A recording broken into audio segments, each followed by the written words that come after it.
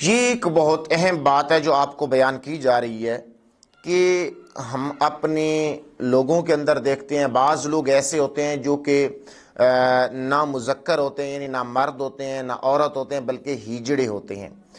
تو اب یہ جو ہیجڑا ہے اس کی پیدائش کس چیز سے ہوتی ہے؟ ہوتی تو عام طور پہ لوگوں کے اور مرد اور عورت کے ملاپ سے ہی ہوتی ہے، لیکن اس کے اندر مین ریزن کیا ہے؟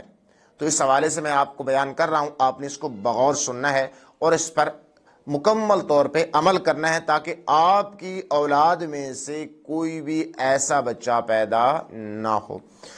حضرت عبداللہ بن عباس رضی اللہ تعالی عنہما آپ اس حدیث مبارکہ کے راوی ہیں۔ حضرت عبداللہ بن عباس رضی اللہ تعالی عنہما نے فرمایا ہیجڑے جنات کی اولاد سے ہیں۔ آپ کو معلوم ہونا چاہیے کہ ہیجڑا جنات کی اولاد سے ہے۔ کسی نے حضرت ابن عباس رضی اللہ تعالیٰ عنہ سے پوچھا یہ کیسے ہو سکتا ہے؟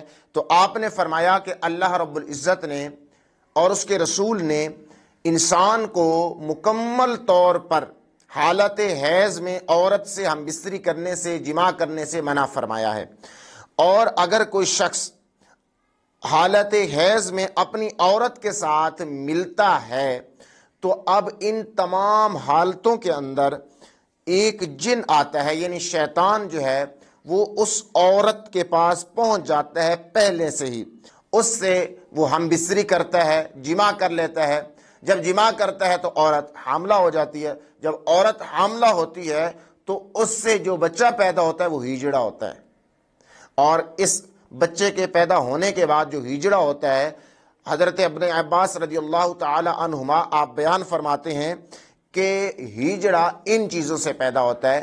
تو حالت حیض میں عورت کے ساتھ جماع کرنا یہ حرام ہے، ناجائز ہے، اللہ کے رسول نے بھی منع فرمایا ہے، اللہ رب العزت نے بھی منع فرمایا ہے، وگرنہ آپ کی اولاد ہیجڑا پیدا ہوگی۔ اگر ہیجڑا نہ بھی ہوئی تو ایسی اولاد پیدا ہوگی جو آپ کی بھی نافرمان ہوگی اور دین اسلام سے بھی دور ہوگی، اور اسی طریقے سے آپ کی مکمل طور پہ فرما برداری کرنے والی نہیں ہوگی۔ امید ہے کہ آپ کو یہ ویڈیو اچھی لگی ہوگی۔